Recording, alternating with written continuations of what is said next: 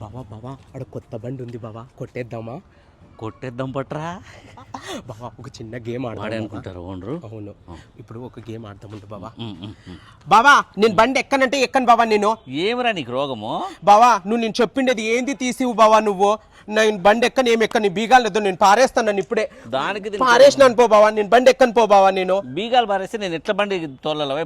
గబ్బునాలు ఎట్లా స్టార్ట్ చేయాలి? ఇప్పుడు కీస్ పడేస్తే ఎట్లా దరిద్రుడా? సరేండి సార్ గొడవ.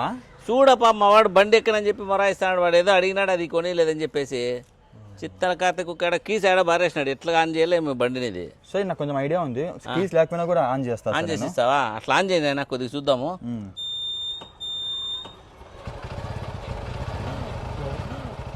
తే బాబు. రే దరిద్రుడా బండి ఎక్కువ నువ్వు ఫస్ట్. నువ్వు తినేనా పక్క తినేనా? థ్యాంక్స్ బాబు, బండి ఆన్ చేసి ఇచ్చినావు. పర్లేదు సార్. థ్యాంక్ యూ బాబు. విషయానికి ఎందుకు కొట్లాడుతాను అన్న?